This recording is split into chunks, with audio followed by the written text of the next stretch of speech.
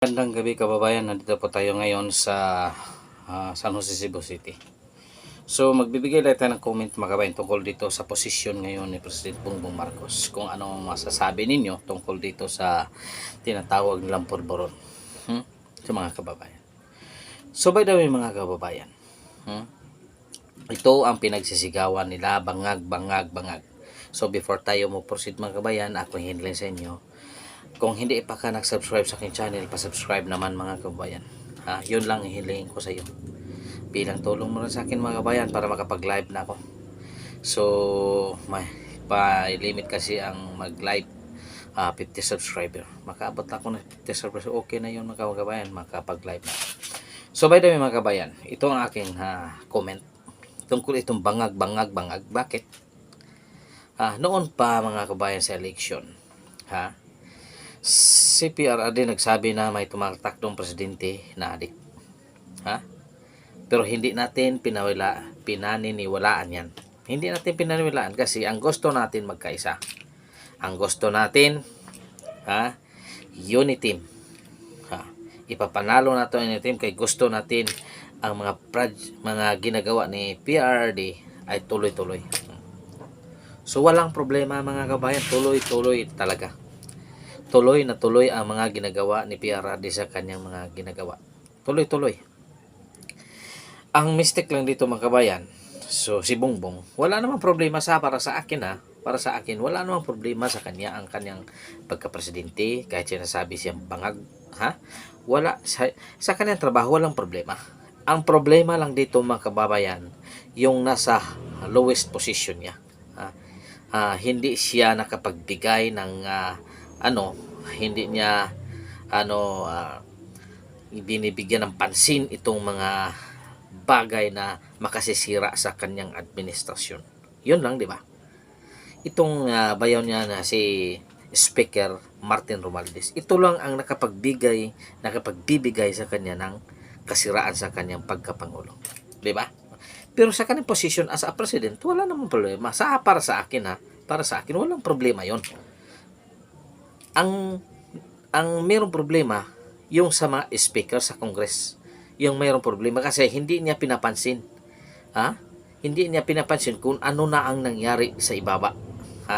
Focus lang doon siya sa kung anong nakita, doon lang siya, hindi siya tumitingin sa ibaba na mayroon na palang hindi maganda ang nangyari sa kanyang team. Kaya hindi niya binibigyan ng pansin kasi yun ang problema mga kababayan. Unti-unting sinisira ang unit team. Unti-unting sinisira ang unit team. Ngayon, tanggapin na natin ang katotohanan. Magsasabi tayo si Bongbong bangag-bangag o pulburon. Noon pa, sinasabi na yan. Anong problema doon? Mga kabayan, wala problema yun. Wala na bang karapatan ang tao magbago sa kanyang buhay? Wala na bang karapatan? Meron. Pero ang problema lang, hindi niya pinapansin yung mga problema sa ibaba. Yun lang ang malaking problema niya.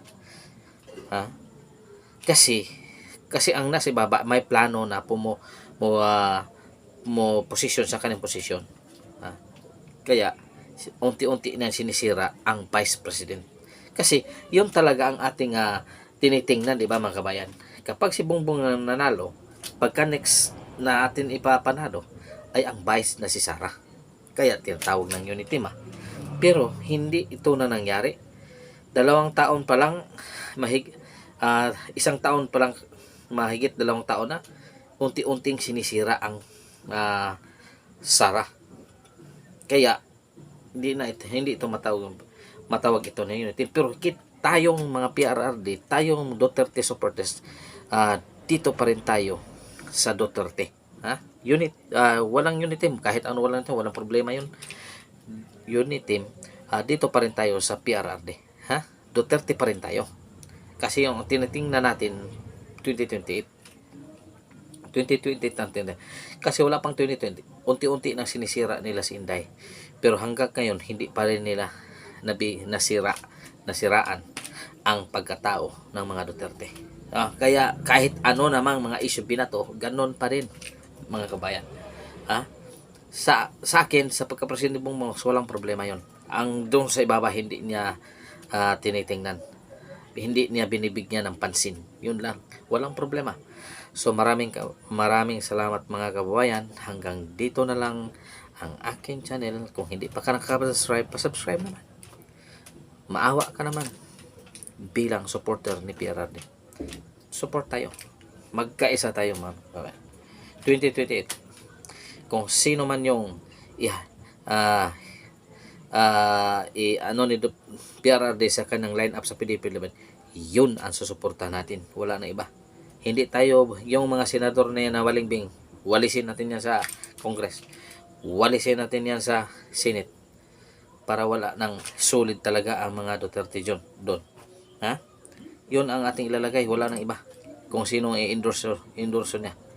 So maraming salamat mga kabayan. Hanggang dito na lang. God is good all the time. All the time. God is good. Pitching your kaninyong tanan mga kababayan.